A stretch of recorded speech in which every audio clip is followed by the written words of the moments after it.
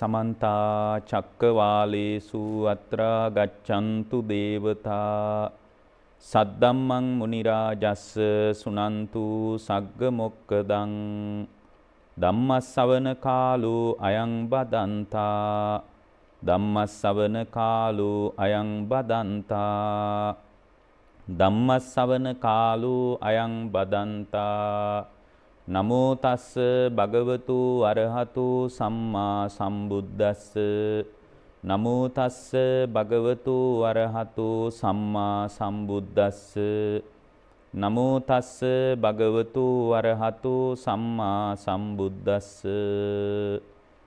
ඒ අපගේ ශාස්ත්‍රු වූ සම්මා සම්බුදුරජාණන් වහන්සේට අප හැම දිනාගේම নমස්කාරය වේවා. සුපින්වත්නි, ඔබ ඊටාම ශ්‍රද්ධාවෙන් අදත් බලාපොරොත්තු වන්නේ ධර්ම ශ්‍රවණය කරන්නටයි, බණ අහන්නටයි. අද මේ උතුම් ධර්ම දේශනාවේ සැදැහැති දායකත්වයේගෙන කටයුතු කරනු ලබන්නේ 2020 සැප්තැම්බර් මාසයේ 15 වන දින හදිසි අනතුරකින් මියගිය බුලත්සිංහල ගල්කැටිය ප්‍රදේශයේ පදිංචිව සිටි පොලිස් සැරයන් KAD ලාල් කුමාර මහත්මයාගේ වර්ෂ පූර්ණ අනුමෝදනා පින්කම හැටියටයි කුසුමා දොඩම්පේගම ලිලි නෝනා නැන්දනිය, ඒ වගේම සුපුන් තාරක ඉසිකා දුලානි, උමේෂා නිශාමිනී කියන දරුවෝ එකතු වෙලා මේ දේශනාවට දායකත්වයේ දරන්නේ. දේශනාව අවසානයේ පුණ්‍යානුමෝදනා කරන්න බලාපොරොත්තු වෙනවා. දැන් ධර්ම ශ්‍රවණය කරන්නට කාලය. පින්වත්නි, මේ ජීවිතය අතිශය කටෝර එකක්. සුන්දර නෑ අපි හිතන තරම්. සුන්දර ජීවිතයක් කටෝර කරන්න හදනවා නෙමෙයි, ඔබ සුන්දරයි කියලා හිතාගෙන ඉන්න ජීවිතේ යථාර්ථයයි අපි මේ කියන්නේ. මේ ජීවිතේ හරියට රිදවීම් වැඩි පින්වත්නි. රිදවීම් ගොඩාක් එක්කයි ජීවිතේ ගෙවෙන්නේ. එතකොට රිදවීම් සහිත ජීවිතයේ තනිවීම කියන එක, වියෝවීම කියන එක අපේ ජීවිතයට උරුම දෙයක්. මේ සංයෝගය වියෝගය කියන එක මානව වර්ගයාට ආවේනික තත්වයක්. ඒක මානව වර්ගයේ ස්වභාවයක්. ඒ නිසා මේ තනිවීම, රිදවීම කියන එක ලෝකෙට අයිති දෙයක් විදියට ධර්මයෙන් බැලුවාම තමයි මනාව පේන්නේ. නිකන් බැලුව බැල්මට කියන්න පුළුවන් ඔව් ඉතින් තනිකම කියන්නේ අපි හැමෝටම උරුම දෙයක්. රිදවීම කියන්නේ අපේ හිතේ නිතර අපි අත්දකින දෙයක් කියලා කෙනෙකුට කියන්න පුළුවන්. නමුත් රිදවීමේ ස්වභාවයත්, රිදවෙන ලෝකයක රිදවෙන්නේ නැතුව ඉන්න විදිහත්, තනිවීමේ ස්වභාවයත්, තනිවෙච්ච ලෝකයක තනි නොවී ඉන්න විදිහත් භාග්‍යවතුන් වහන්සේගේ ධර්මයෙන් තමයි අපිට ඊටාම මනාව තේරුම් ගන්න පුළුවන් වෙන්නේ. ජීවිතේ වැරදෙනවා කියන එක ඊටාම සාමාන්‍ය තත්වයක්. ඕනම කෙනෙකුට ජීවිතේ වරදින්න පුළුවන්. හැම වෙලාවකම අපිට වරදින්න පුළුවන්. ඒතර වරදින එක ජීවිතයට ආවේනික තත්ත්වයක්. හැබැයි මේ වැරදුණු තැනකින් දක්ෂ ශ්‍රාවකයෙකුට පුළුවන් ධර්මයත් මිශ්‍ර කරගෙන ජීවිතය දිහා බලන්න.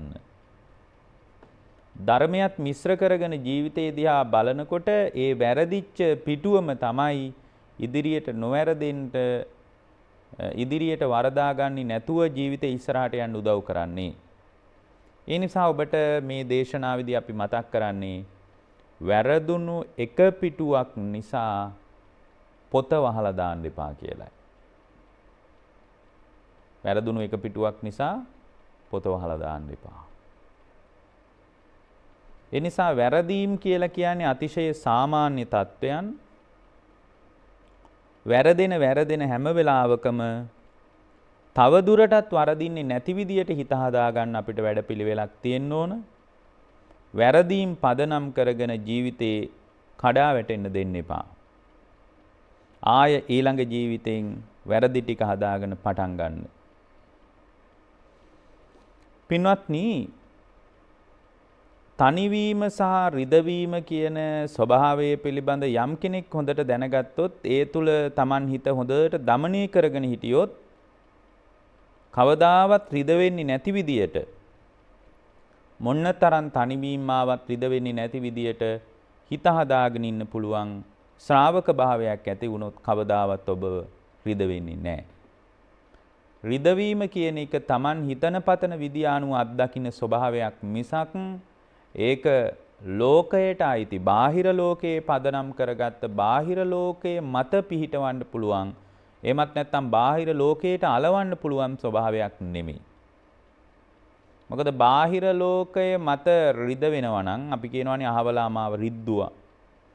අහවලා නිසා තමයි මම රිදුණි. එයා තමයි මාව දාලා ගියේ කියලා ඔබට කියන්න සාධාරණ කතාවක් ඇති. හැබැයි එයා නම් ඔබව රිද්දුවේ ඇත්තටම යා මත ඒක පටවන්න පුළුවන් නම් ඒතර එයා නිසා හැමෝම රිද වෙන්න ඕනනේ. හැමෝම රිද වෙන්නේ නැහැ. එයා පිළිබඳ ඔබව බලපු විදිහේ එයා පිළිබඳ ඔබ ග්‍රහණය කරගත්ත විදිහේ අරුබුදයක් තමයි තියෙන්නේ. ඒ නිසා තනිවීම රිදවීම කියන එක ලෝකයට අයිති දෙයක් නෙමෙයි. Tamanගේ හිතට අයිති දෙයක්. හිත හදාගෙන ඉන්න ශ්‍රාවකයෙකුට අතිශය තනි වුණ අවස්ථාවක උනත් රිදවීමක් නැතුව ඉන්න පුළුවන්. අද මම ඔබට ඊටාම කෙටියෙන් මේ දේශනාවේදී දේශනා කරන්න බලාපොරොත්තු වෙනවා. සංයුක්ත නිකායේ තියෙන සතිපට්ඨාන විභංග සූත්‍රය ඇසුරෙන් කෙටි දේශනාවක්. කෙටි දේශනාවක් කියලා කියන්නේ මේකට දේශනා 25ක් 30ක් විතර කරන්න පුළුවන් එකක්. ඒ පිළිබඳ දල අදහසක්. නමුත් මේ සතිපට්ඨාන සූත්‍රය කියනකොට මිනිසුන්ට නිකන් ආපෝ ඒක වයසට ගිහින් කරන්න ඕන එකක්. ඒ බට් නම් අපිට දැම්ම යන්න බෑ. ওই සතිපට්ඨාන සූත්‍රයේ තියෙන බොහොම ගැඹුරු ධර්ම එහෙම කී ගොඩාක් දෙනෙක් කියනවා. නමුත් පින්වත්නි මේ සතිපට්ඨාන සූත්‍රයේ පිළිබඳ යාට හරි හැටි නුවණක් නැති කමම නිසා ඒ කියන කතාවක් මිසක් ඒක එහෙම අර සමහර වචනවල තියෙනවා නිකන් කල් පැනපු බවක් යල් ගිය බවක් එහෙම හැඟ වෙනවා. නමුත් මේක එහෙම තත්ත්වයක් නෙමෙයි පින්වත්නි. දැන් සමහර බමුණෙක් කියලා කිව්වම මිනිස්සුන්ගේ ඔළුවට එන්නේ බොහොම වයසක රවුල වැවිච්ච කෙනෙක්නේ. නමුත් බමුණෙක් කියන්නේ එහෙම තත්ත්වයක් නෙමෙයි. බමුණු තමයි බොහොම ලස්සනම මිනිස්සු ඉන්දියාවේ හිටපු. නමුත් බමුණෙක් වගේ කියලා අපි එහෙම කියන්නේ නිකන් රවුල වැවිච්ච වෙනම ආකෘතියක සාමාන්‍ය ස්වභාවයේ අභිබවා ගිහින් බොහොම රෞද්‍ර පෙනුමක් තියෙනකොට නිකන් බමුණා වගේ කියලා අපි කියන්නේ. නමුත් බමුණා කියන්නේ එහෙම කෙනෙක් නෙමෙයි. බමුණු කියන්නේ ඉන්දියාවේ හිටිය බොහොම ලස්සන මිනිස්සු. බොහොම ආරෝහ පරිණාහ ශරීරයක් තිබුණු උසට හරියන මහතක් තිබුණු බොහොම කඩවසම් පෙනුමක් තිබුණු පිරිසක් බමුණෝ කියලා කියන්නේ. දැන් තවුසෙක් කියනකොට දැන් උපාසකයෙක් කියනකොට උපාසක කියනකොට අපිට නිකන් වයෝවෘද්ධ ස්වභාවයක් ඔළුවට එන්නේ. දැන් ඒක හොඳටම තේරෙනවා පින්වත්නි මේ බුදුරජාණන් වහන්සේගේ ධර්මයේ අරගෙන මිහිඳු මහරහතන් වහන්සේ ලංකාවට වඩිනකොට මිහිඳු මහරහතන් වහන්සේ ලංකාවට වැඩම කරපු පිරිස අතර හිටියා ඉත්තිය, උත්තිය, සම්බල, බද්දසාල, සුමන සාමණේර සහ බණ්ඩුක උපාසක කියලා. ඒතර බණ්ඩුක උපාසක කියන්නේ මේ අවුරුදු 65ක් 70ක් ගියපු කෙනෙක් නෙමෙයි. නමුත් බණ්ඩුක උපාසක කියනකොට අපිට එන්නේ වයසක පෙනුමක් නේද? නිකන් ඔළුවට මැවෙන්නේ. ඔළුවේ සටහන් වෙලා නෑ බොහොම තරුණ කෙනෙක්. බණ්ඩුක කියන්නේ බොහොම තරුණ කෙනෙක්. වයසක පරිණත කෙනෙක් නෙවෙයි. වයසක අර වයසෙන් මොහු කුරා ගියපු කෙනෙක් නෙමෙයි. අන්න ඒ වගේ නිකන් සතිපට්ඨානය කියනකොට නිකන් වයසට ගිහින් පුහුණු කරන්න ඕන වගේ එකක් ඔළුවට එන්න පුළුවන්. එහෙම එකක් නෑ. මේක මේ ජීවිතයේ තුලදී නිතර පුහුණු කරන්න ඕන එකක්. මේකම තමයි ලෝකේ මයින්ඩ්ෆුල්නස් කියලා කතා කරන්නේ. ඒක මේගොල්ලන්ගේ එකක් නෙමෙයි. ඇත්තටම බුදුදහමෙන් ගත්ත එකක් තමයි ඒගොල්ලන්ගේ එකක් වගේ අපිට දෙන්නේ. ඒතර මේකේ හරයාත්මක කාරණා බුදු සමයත් එක්කයි බැඳිලා තියෙන්නේ. පෙරදිග දැනුම් පරාසය ඒගොල්ලෝ අරගෙන ඒගොල්ලන්ගේ එකක් වගේ දෙන එක ඒගොල්ලන්ගේ පුරුද්දක්නේ. බටහිර පුරුද්දක් ඒක. එතකොට මේ සතිමත් භාවය කියලා ලෝකේ කතා කරන මේ පර්යාය සම්පූර්ණයෙන්ම බුදුදහම වටේ ගොඩනැගිච්ච එකක්. සම්පූර්ණයෙන්ම බුදුදහමේ ඇසුරෙන් හැදිච්ච එකක්. පදනමම බුදුරජාණන් වහන්සේගේ ධර්මයේ තුලින් ගොඩනැගිලා තියෙන්නේ.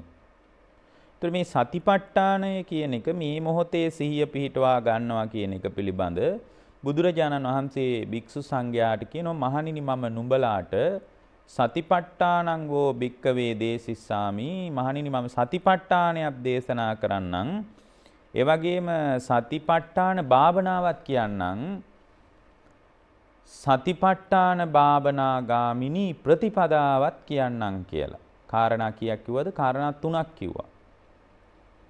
මහණෙනි මම සතිපට්ඨානයක් කියන්නම් සතිපට්ඨාන භාවනාව කියන්නේ මොකක්ද කියලාත් කියන්නම් සතිපට්ඨාන භාවනා ගාමිනී ප්‍රතිපදාවත් කියන්නම් කියලායි බුද්ධ දේශනාව ආරම්භ කරන්නේ.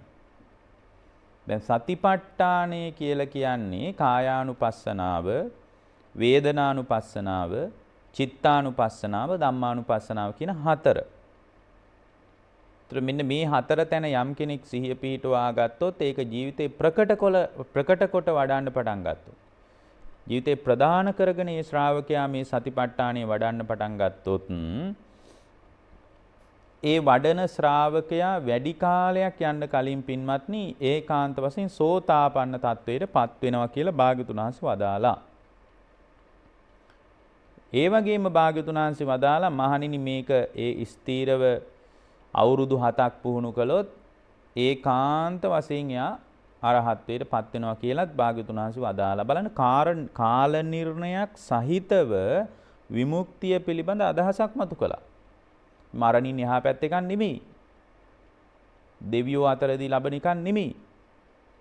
එහෙමත් නැත්නම් ඊළඟ ජීවිතේ එකක් නෙමෙයි. මොකද මේ බුදුරජාණන් වහන්සේ ළඟට ආවේ බොහොම ඥානවන්ත මිනිස්සු. මොකද සමහර එක මිනිස්සෙක් ඇවිල්ලා මට මතකයි එක දේශනාවක තියෙනවා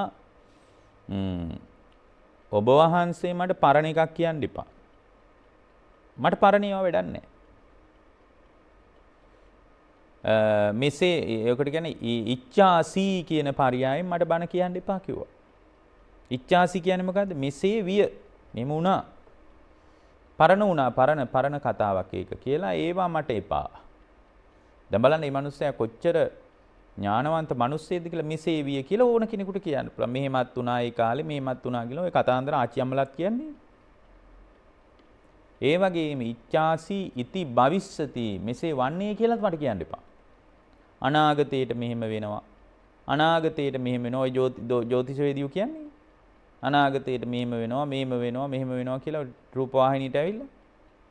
මෙහෙම වෙනවා ඉති භවිස්සති කියන පරයයනොත් මට බණ එපා. මෙසේ විය කියලාත් එපා, මෙසේ වන්නේ කියලාත් මට එපා. දැන් කියන්න මොකද්ද කරන්න ඕනේ? බලන්න කොච්චර ඥානවන්තද නේ. දැන් කරන්න ඕන එකක් කියන්නේ.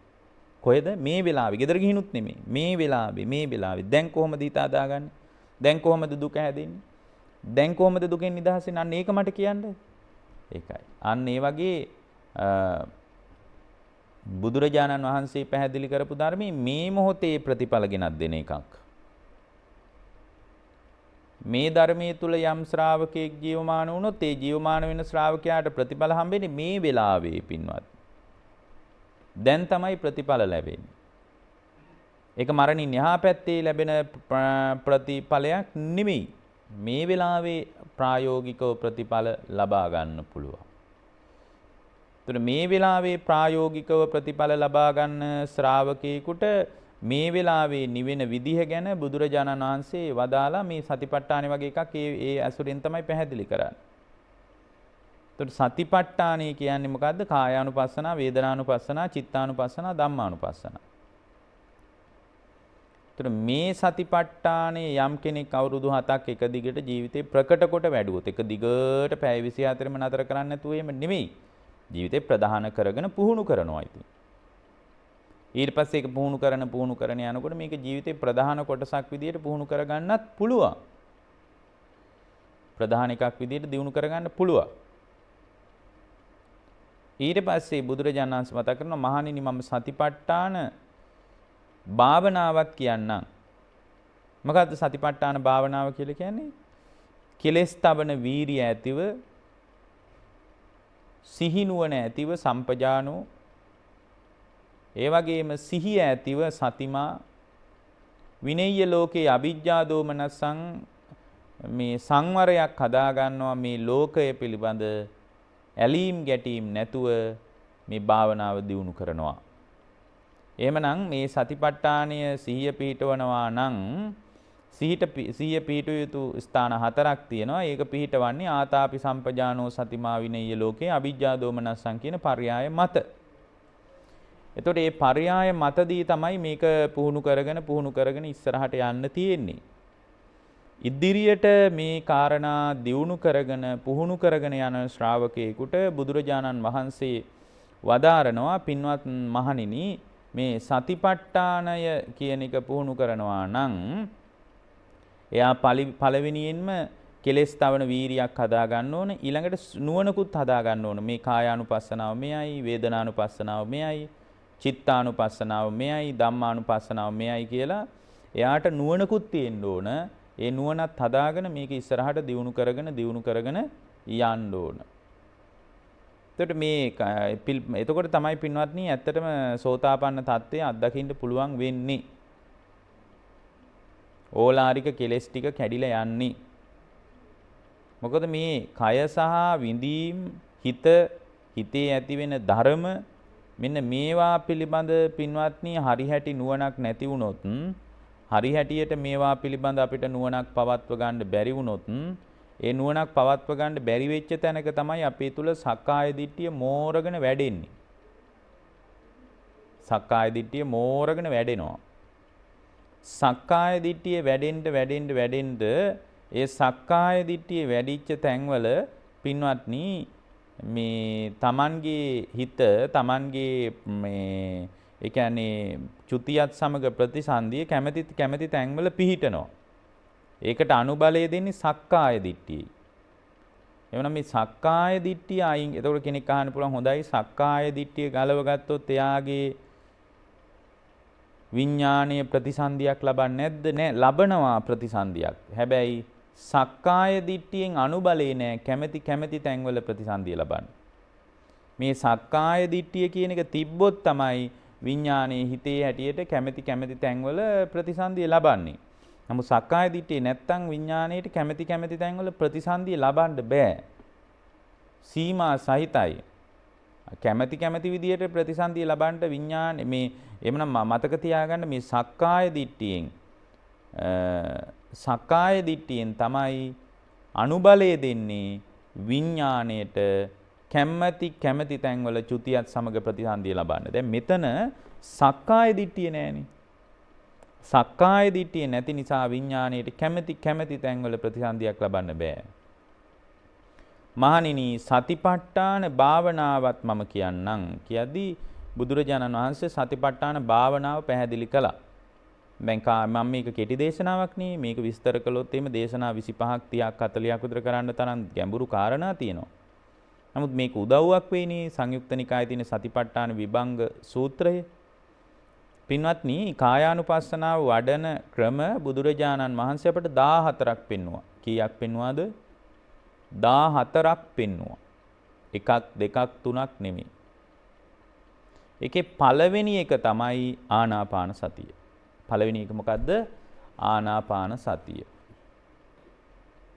ආස්වාස ප්‍රාස්වාසයේ පිළිබඳ සිහිය පවත්වනවා. ඒක කායानुපස්සනාවට අයිති භාවනාවක්. ඒකට අදාළ වටපිටාව බුද්ධානුස්සතිය වඩලා අනුස්සති භාවනා දියුණු කරලා ශ්‍රද්ධාව එහෙම දියුණු කරගෙන යා ලෑස්ති වෙනවා අනුස්සති භාවනා වලින්. ඒ අනුස්සති භාවනා දියුණු කරගෙන ගිහින් එයා සම්පූර්ණයෙන්ම කායानुපස්සනාවට අයිති භාවනාවක් පුහුණු කරන තැනකට එයාගේ හිත හදා ගන්නවා. එතකොට ආනාපාන සති භාවනාව කියලා කියන්නේ කායානුපස්සනාවට අයිති පළවෙනි භාවනාව. ඊළඟ එක තමයි පටික්කුල මනසිකාරය. පිළිකුල් මනසිකාරය කරන ඔක්කොම කායට සම්බන්ධයි. දැන් ආනාපාන සතියත් කායටනේ සම්බන්ධයි. කාය සංකාර කියලා ධර්මයේ සඳහන් වෙනවා. කාය සංකාර කියලා කියන්නේ එක තැනක එක දෙවිදියකින් කතා කරන්න පුළුවන්. කයෙන් වෙන අකුසල් කියන තැනිනුත් කතා කරන්න පුළුවන්. කයෙන් වෙන කුසල් කියන තැනිනුත් කතා කරන්න පුළුවන්. සංස්කාර කියලා කියන්නේ කාය සංකාර කියන්නේ කයෙන් වෙන දේවල් කියලා කතා කරගන්නත් පුළුවන්. ඒක බොහොම සරල විග්‍රහයක්. නමුත් කාය සංකාර කියන තැනදී තව ගැඹුරු විග්‍රහයක් තියෙනවා. ඒ තමයි මේ අවබෝධයට පත් වෙනකොට රහත් වෙනකොට ඒ රහතන් වහන්සේගේ හිතේ උද්ගත වන තත්වයක් විදියටත් කාය සංකාරය පෙන්නනවා. රහතන් වහන්සේගේ හිත තුල අත්දකින අත්දැකීමක් තමයි නිරෝධ සමාපත්තිය කියලා කියන්නේ. ඒක රහතන් වහන්සේ නමක් අත්දකින ස්වභාවයක්. නිරෝධ සමාපත්තියට සමවදින භික්ෂුවක් නිරෝධ සමාපත්තියට සමවදින කෙනෙක් නිරෝධයට සමවදිනකොට නිරෝධ සමාපත්තියට සමවදිනකොට එයාගේ පළවෙනියෙන් බැහැර වෙන සංකාර ගැන තමයි මේ කියන්නේ. දැන් නිරෝධ සමාපත්තිය තුල නිරුද්ධ වෙලා යනවා. මේ සංසිඳෙනවා කාය සංකාර, වචී සංකාර, චිත්ත සංකාර කියලා කොටසක්. එතකොට එතන කාය සංකාර කියලා කියන්නේ ආස්වාස ප්‍රාස්වාසයට. වචී සංකාර කියලා කියන්නේ පින්වත්නි විතර්ක වලටයි විචාර වලටයි. මොකද විතක්ක විචාර කරලා තමයි වචනින් කතා කරන්නේ. නිකම්ම වචන එළියට එනවනේ මේ විතක්ක විචාර කරලා තමයි වචනින් කතා කරන්නේ. චිත්ත සංකාර කියලා කියන්නේ සංඥා වේදනා වලට. මේ ඔක්කොම නිරුද්ධ වෙලා යනවා නිරෝධ සමාපත්තියට සමවදිනකොට.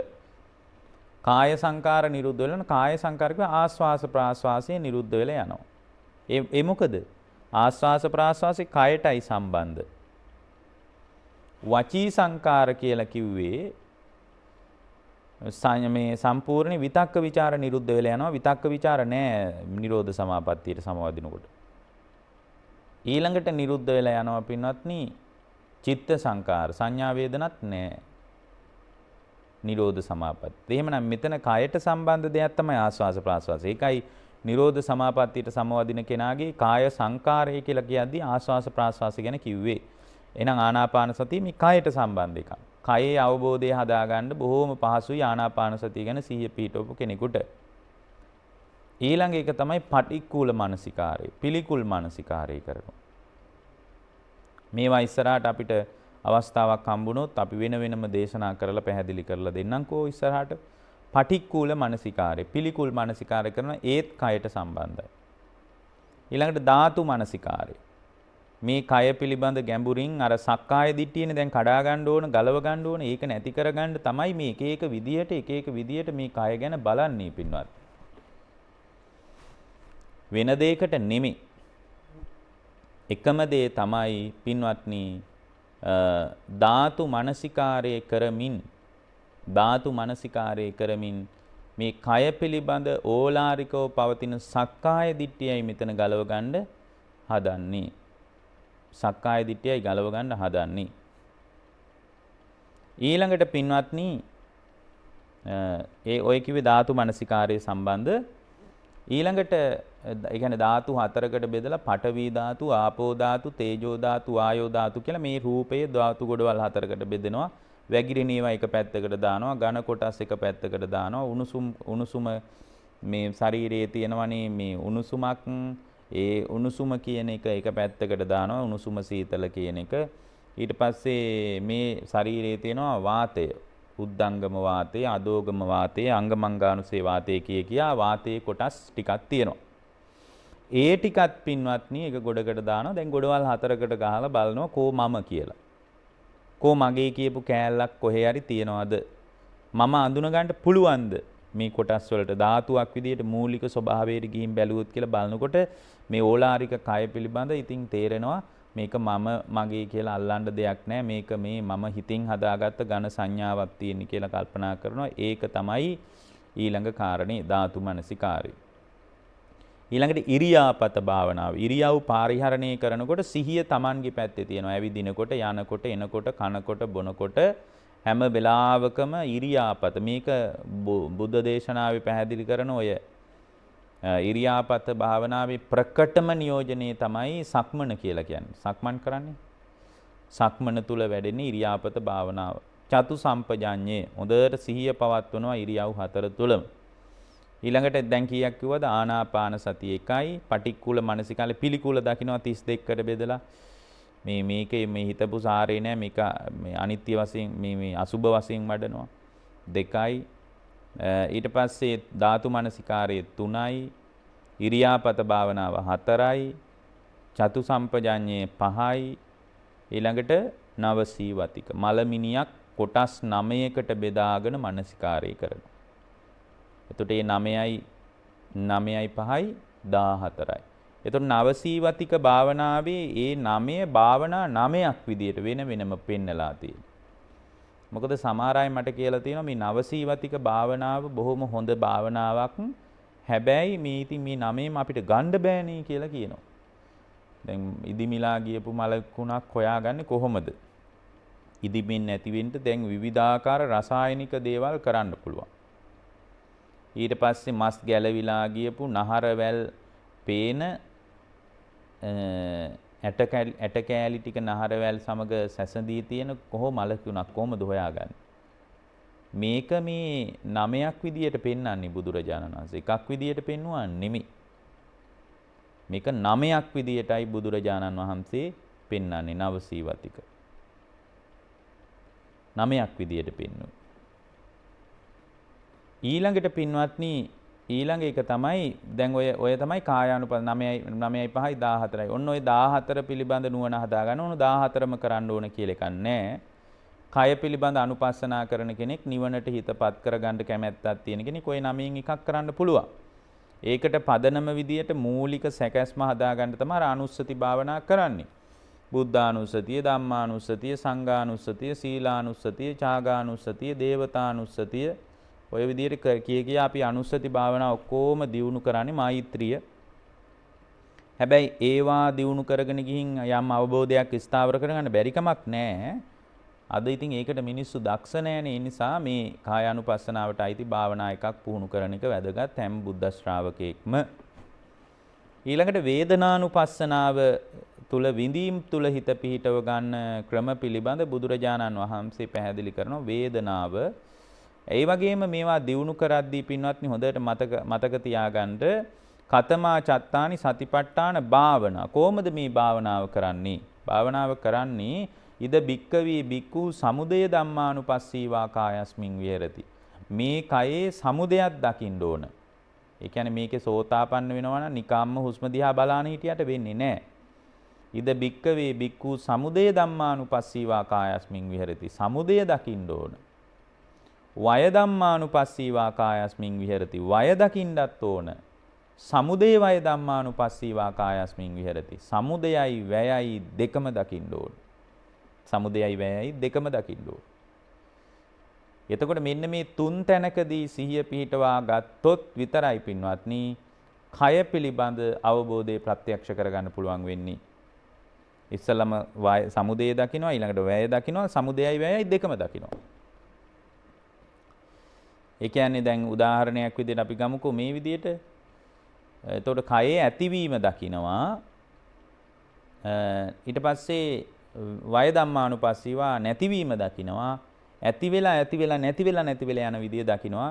අනේ මම මේ මගේ කියලා අල්ලගෙන හිටියට මේක අනිත්‍ය වෙලා යන එකක් නේද කියලා දකින්නවා. මේ ඇති වෙච්ච කය අනිත්‍ය වෙලා යන එකක් නේද? දැන් ධාතු මනසිකාරය කරගෙන ගිහින් ඕක දකින්නේ. එයා දකින්නවා දැන් මේ කය මම මේ ධාතු වශයෙන් බෙදලා බලද්දී ඇත්තටම මේ ධාතු කොටස් වල සමவாயයක් නේද මේ කය කියලා කියන්නේ. වෙන මොකක්වත් නෙමෙයි ධාතු කොටස් වල සමவாயයක්. අම්මගේ සහ තාත්තගේ ධාතු කොටස් වල එකතුවෙන් තමයි මේ කය හැදිලා තියෙන්නේ. ඒතර මේ කය සමුදේ උනේ මේ විදියටයි. කය සමුදේ වෙන්න ගොඩාක් හේතු බලපානවා, ආහාරයේ බලපානවා, ඍතුව බලපානවා, කර්මයේ බලපානවා, චිත්තයේ බලපානවා. නමුත් මේ කය ඇති වුණේ මූලික තැනට ගිහින් බැලුවොත් මේ ජීවිතය තුළදී අම්මගේ සහ ධාතු කොටස් වල එකතුවකින් තමයි මේ කය හැදුනේ. මේ කය දැන් මොකද වෙලා තියෙන්නේ? දැන් වැය වෙලා. ඒකනේ දැන් වෙනස් වෙලා තියෙන්නේ. ඔන්න සමුදයක් දකිනවා වයක් දකිනවා. සමුදයයි වැයයි දෙකම දකිනවා. ඒක භාවනාවෙන් දකින්න පුළුවන්. හටගෙන ඒ හටගත්ත තැන්වලම නිරුද්ධ වෙවි යන විදියත් දකිනවා. හට ගැනීමත් දකිනවා, නිරුද්ධ වීමත් දකිනවා. ඒතර මෙන්න මේ විදියට හැම භාවනාවක් තුළම අනුපස්සනා භාවනාව කරනකොට සමුදයයි වැයයි සමුදේ වැය දෙකමයි දකිනවා. තුන් තැනකදී හිත පීඨව ගන්න. එතකොට තමයි යාගේ හිත තුළ මේ සම්පූර්ණයෙන් කය පිළිබඳ ඇල්ම දුරු වෙලා ගිහින් අනබිරතියක් ඉපදිලා අවබෝධය කරා යන්න පාර සාකස් වෙන්නේ. ඉතින් මේවා විස්තර කරගන්න ඕනේ ඒවා. නමුත් අපි මේ සම්පූර්ණ දේශනාවටම අදාළ හරයාත්මක කාරණා ටිකක් මතු කරන්න උත්සාහ කරන්න. ඊළඟ වේදනානුපස්සනාව. මොකද්ද මේ වේදනානුපස්සනාව කියන්නේ? වේදනානුපස්සනාව කියන්නේ විඳීම. විඳීමේ තියෙනවා අවස්ථා තුනක්. මොනවද? සුඛ වේදනා, දුක් වේදනා, අදුක්කම සුඛ වේදනා. මෙන්න මේ වේදනාව තුළ අපිට හරියට පින්වත්නි මේ ආත්ම දෘෂ්ටිය වැඩෙන තැන. මේ වේදනාවේ දෙපැත්තක් පැහැදිලි වෙනවා වේදනානුපස්සනාවේ සාමිස වේදනා සහ නිරාමිස වේදනා කියලා. සාමිස දුක් වේදනා, සුඛ වේදනා, අදුක්කම සුඛ වේදනා කියලා තියෙනවා. නිරාමිස දුක් වේදනා, සුඛ වේදනා, අදුක්කම සුඛ වේදනා කියලා එකක් තියෙනවා.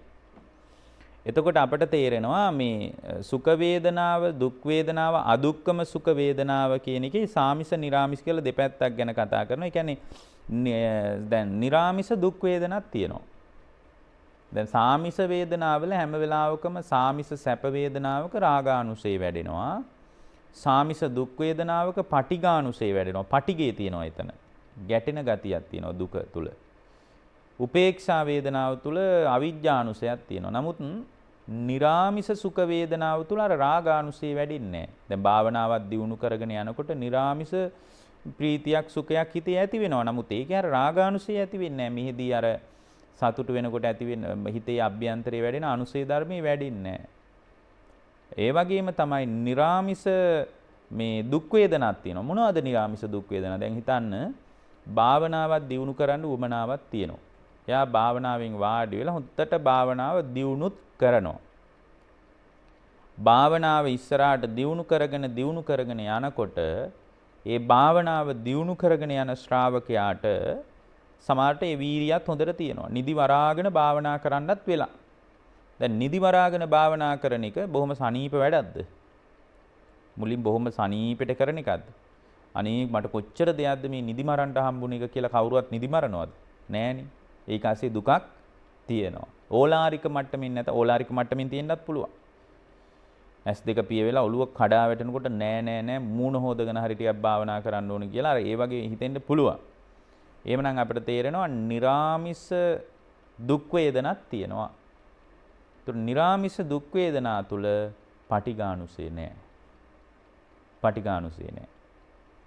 සාමාන්‍ය දුක් වේදනා තුල හිතේ තියෙනවා බරපතල ගැටෙන ගතියක්. නමුත් මෙතන මේ පටිඝානුසය නෑ. අනුසයක් විදිහට ඒක පෝෂණය වෙන්නේ නෑ. එතකොට එහෙමනම් සාමිස සැප දුක් උපේක්ෂා කියලා තියෙනවා, නිරාමිස සැප දුක් උපේක්ෂා කියලා තියෙනවා. මේවා ඇති වෙන්නේ එතකොට මේක ඉලක්ක කරගෙන භාවනා කරනකොට වේදනානුපස්සනාව වඩනකොට එයා සමුදයක් දැනගන්නවා, වැයක් දැනගන්නවා, සමුදේ වැයයි දෙකමත් දැනගන්නවා පින්වත්නි. සමුදයයි වැයයි දෙකම දැනගන්නවා. ඊට පස්සේ එයා වේදනාවට සමුදේ මෙතන කියනවා වේදනාවේ හට ගැනීම මොකද්ද? ඉද බික්කවේ බික්කු සමුදය ධම්මානුපස්සීවා වේදනාසු විහෙරති. වේදනාවේ සමුදය මොකද්ද? මොකක් නිසාද වේදනාව ඇති වෙන්නේ? වේදනාව ඇති වෙන්නේ ස්පර්ශය නිසා.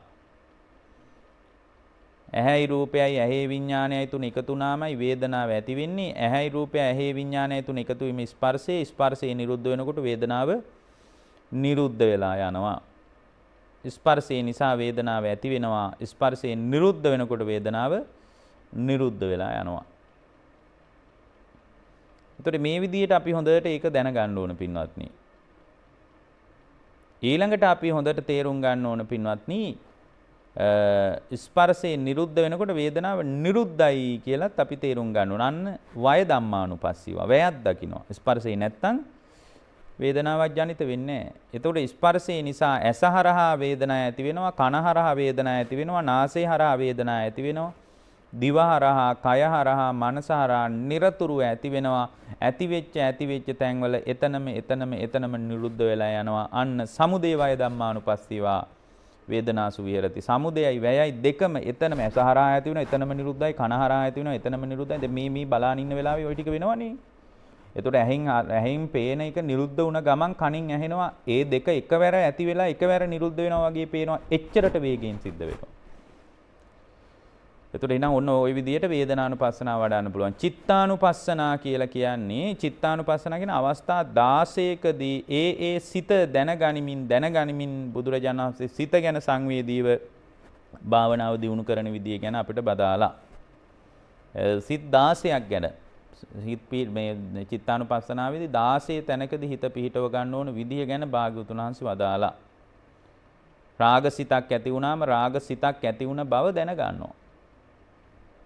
ඊට පස්සේ විරාගී සිතක් ඇති වුණාම විරාගී සිතක් ඇති වුණ බවත් දැන ගන්නවා. දෝෂ සිතක් ඇති වුණාම ඒ සිතක් ඇති වුණ බවත් දැන ගන්නවා. වීත දෝෂ සිතක් ඇති වුණාම ඒකත් දැන ගන්නවා. මෝහ සිතක් ඇති වුණාම ඒකත් දැන ගන්නවා. අමෝහ සිතක් ඇති වුණාම ඒකත් දැන ගන්නවා. ඊට පස්සේ මහත්ගත සිතක් ඇති වුණාම ඒකත් දැන ගන්නවා. අමහත්ගත සිතක් ඇති වුණාම ඒකත් දැන ගන්නවා. විමුක්ත සිතක් ඇති වුණාම ඒකත් දැන ගන්නවා. මේ විදියට හිත දිහා බලාගෙන ඊටාම සියුම්ම හිතේ පවතින මූලික ස්වභාවය දැන් සාමාන්‍ය කෙනෙකුට එහෙම අදහසක් නැහැ හිතේ ඇතිවෙන මූලික චින්තනයේ ස්වභාවය පිළිබඳ ඉලක්ක කරගෙන භාවනා කරනවා. එතනදිත් ඒක වඩනකොට සමුදය ධම්මානුපස්සී වශයෙන්, වය ධම්මානුපස්සී වශයෙන්, සමුදය වය ධම්මානුපස්සී වශයෙන් වඩන්න ඕන. පින්වත්නි මේ සිත සමුදය වෙන්නේ කුමක් නිසාද? බුදුරජාණන් වහන්සේ වදාලා නාම රූප සමුදයෝ චිත්තං සමුදයෝ. නාම රූප කියලා ධර්මයක් නිසා තමයි සිත සමුදය වෙන්නේ. ඔන්න සමුදය දැනගන්න. මොන්න සිතක් ඇති වුණා රාග සිතක් හරි, ද්වේෂ සිතක් හරි, මහත්ගත හරි, අමහත්ගත හරි, වීතරාගී හරි, වීත දෝෂී හරි, විමුක්ත හරි මොන්න සිතක් ඇති වුණත් ඒ ඇති වෙලා තියෙන ඉබේ නෙමෙයි. නාම රූප ධර්මයන්ගේ හට ගැනීම නිසායි ඒ බඳු හිතක් උද්ගත වෙලා තියෙන්නේ. නාම රූප නිසා තමයි සිතුවිලි හිතට ගලන්නේ. එතකොට නාම රූප ධර්මයන් తాවකාලිකව නිරුද්ධ කරලා දැම්මොත් ඒක නිරුද්ධ කරන්න පුළුවන්. මේ දැන් රූපය නිරුද්ධ වුණත් නාම ධර්මයන් නිරුද්ධ කරන්න පුළුවන්. ඒකයි නිර්වින්දනය කළාට පස්සේ හිතට සිතුවිලි ගලන්නේ නැත්තේ. එතකොට සම්පූර්ණයෙන් පින්වත්නි චිත්ත ප්‍රවාහයක් ගලන්නේ නැහැ එතනින් පස්සේ. නාම රූප නිසා තමයි සිතුවිලි ගලන්නේ. ඒ ආකාරයෙන් භාවනා කරනකොට සමුදය පේනවා. නාමය කියන්නේ මෙයයි, රූපය කියන්නේ මෙයයි කියලා මම මෙතන තෝරන්න යන්නේ නැහැ. නාමය කියන්නේ ඔය අපි කතා කරන වේදනා සංඥා චේතනා පස්ස මනසිකාර කියන ටික. රූපය කියන්නේ සතර මහා ධාතුන්ගෙන් හැටිච්ච මේ රූපය උපාදාය රූපත් එක්ක. ওই නාම රූප ධර්මයන් සමුදේ වෙන්න තමයි පින්වත්නි එතන නාම රූප සමුදේ වෙච්ච තැනක ඒකාන්ත වශයෙන් මොන හිතක් හරි සමුදේ වෙනවා. නාම රූප නිරුද්ධ වෙනකොට ඒ හිත නිරුද්ධ වෙලා යනවා. නාම රූප නිරුද්ධ වෙනකොට ඒ නාම රූප නිරුද්ධ වෙච්ච තැනක ඒ සිතුවිලි ගලන්නේ රාගසිතවත්, දේශසිතවත්, මෝහසිතවත්, විරාගීසිතවත් මොකක්වත් ගලන්නේ නැහැ. එhmenan මතක තියාගන්න චිත්ත ප්‍රවාහය ගලන්නේ නාම රූපයන් නිසා. නාම රූප නිරුද්ධ වෙනකොට ඒ සිතත් එතනම නිරුද්ධ වෙලා යනවා. එහෙනම් ඔන්න එතන දැනගන්නවා බුදුරජාණන් වහන්සේ පැහැදිලි කරපු විදියට වය ධම්මානුපස්සීවා චිත්තස්මින් විහෙරති. වයත් දකින්නවා. ඇයි?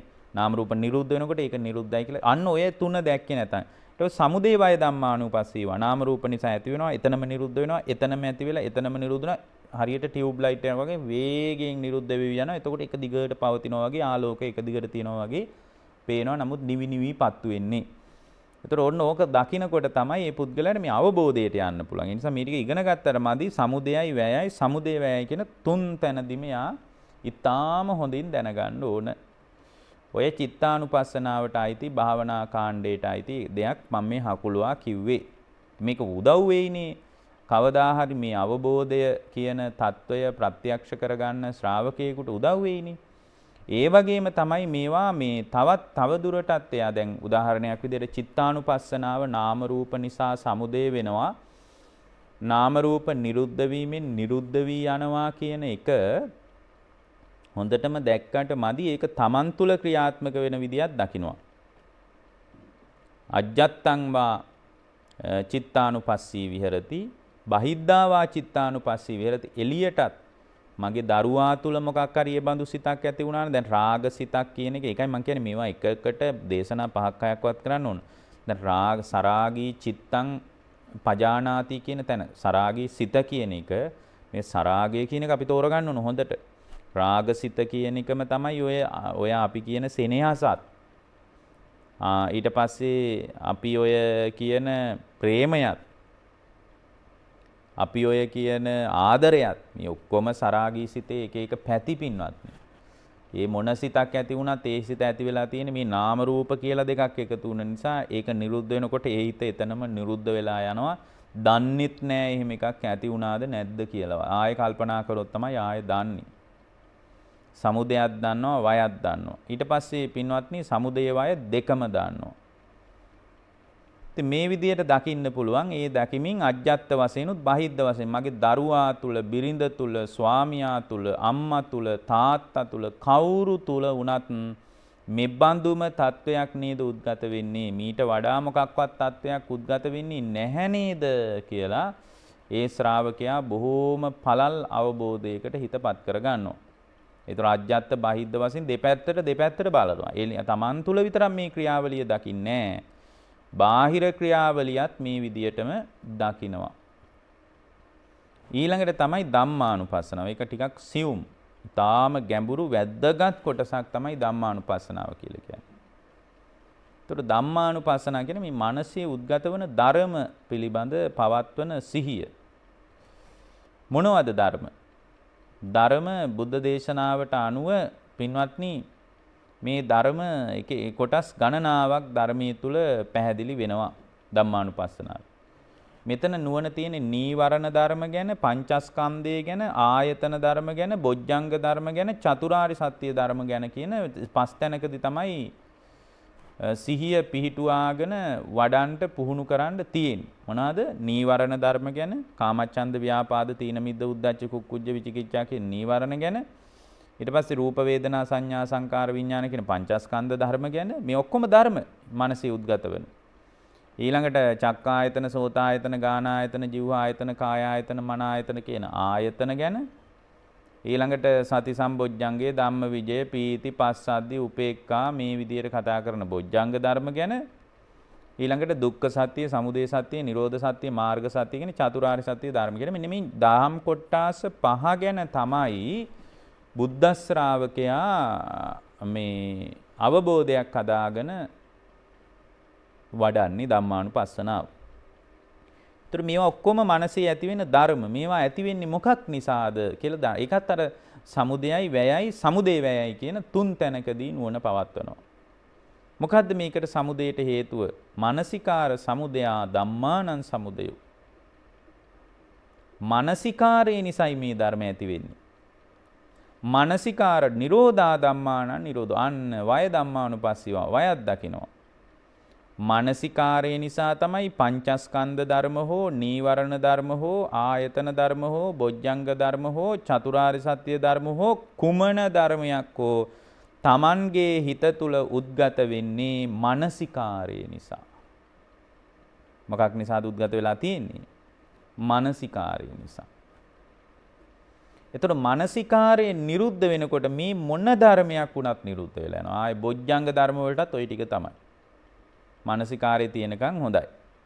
නිරුද්ධ වෙනකොට ඒ ධර්ම නිරුද්ධ වෙලා යනවා.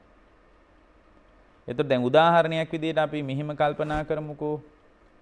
දැන් කාමච්ඡන්දය කියලා එකක් තියෙනවා. කාමච්ඡන්දය නිසා තමයි ඇසට පේන රූපය නිමිති වශයෙන් අනුනිමිති වශයෙන් මනසේ ලියාගන්නේ. නිමිති අනුනිමිති වශයෙන් මනසේ සටහන් කරගන්නේ ඒකයි. එතකොට මනසේ සටහන් කරගෙන මේවා මනසේ ලියාගෙන ඇඳගෙන තියාගෙන ඉන්නවා.